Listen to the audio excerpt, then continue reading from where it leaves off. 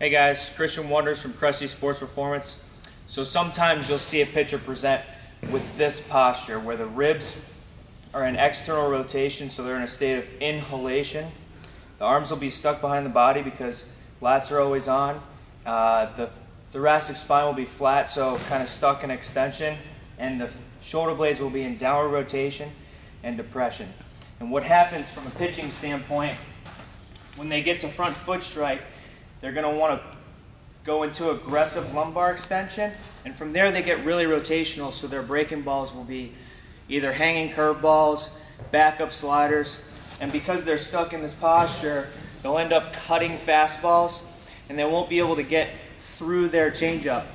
So what we want to do is we want to work on reaching exercises in the gym, maybe some breathing stuff to help calm down those lats, get those ribs in a better position, and some anterior core control exercises, so that way when they get here to front foot strike, they can keep this down and make an efficient turn to stay behind the baseball.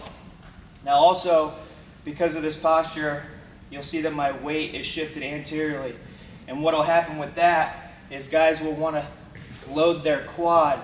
Their knee will buckle forward instead of loading their hip. And because they're loading their quad, their direction will end up pulling them kind of across their body.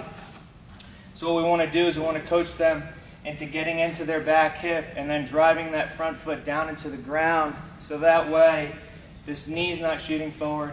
And if I like to say, if you're not creating enough force from your back hip, you're going to create it elsewhere. So those guys that get really quad dominant are really going to want to pull into lumbar extension to try to create more arm speed.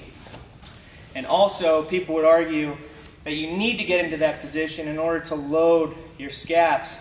But there's a difference between getting into a good scap load and getting into a scap load with lumbar extension. So just keep that in mind when pitchers present with this posture.